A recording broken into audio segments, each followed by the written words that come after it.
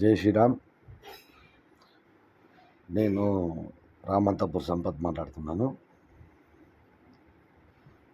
రేవంత్ రెడ్డి గారు, మీరు ఇలా మాట్లాడారు, బాగానే ఉంది, అంతా బాగానే ఉంది. మీరు చెప్పే ప్రతి ఒక్క పదాన్ని చాలా బాగుంది.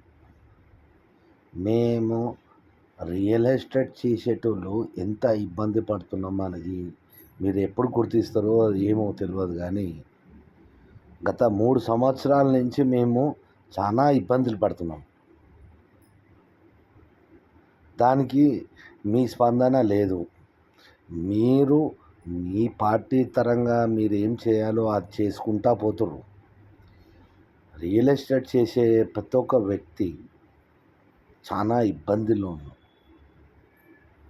మాకు శాలరీలు రావు. మేము ఏదో నెలకో 2 నెలలకో 3 నెలలకో సంవత్సరానికో ఒక ప్లాట్ అమ్ముకొని పిల్లలు ఫీజులు కట్టుకొని బతికేటోళ్ళం. అట్లాంటిది హైడ్రా వల్ల చాలా ఇబ్బంది పడ్డాం. ఇప్పుడు డీజిల్ కార్లు అన్నారు. ఉన్న కారు, ఆ కారు, ఈ కారు డీజిల్ కార్ల మీద పడ్డావు.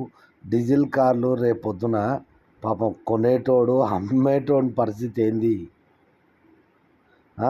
అమ్మేటోని పరిస్థితి ఏంది? కొనేటోడు అప్పుడు 3 లక్షలు అనేది ఇప్పుడు 1,00,000 రూపాయలకు వస్తుంది. దానికి మీరు సమాధానం చెప్పాలి. చెప్పనవసరం లేదు. కాకపోతే రేవంత్ రెడ్డి గారు, మా లాంటి రియల్ ఎస్టేట్ చిన్న వ్యాపారులం, ఏదో ఒక ప్లాట్ అమ్ముకొని 2 ప్లాట్లు అమ్ముకొని బతికేటోళ్ళం, చాలా ఇబ్బందులు ఉన్నాం. దానివల్ల మీరు పలానా రియల్ ఎస్టేట్లు చేసేటోళ్ళకి ఏమైనా ఉపాధి కల్పిస్తారా?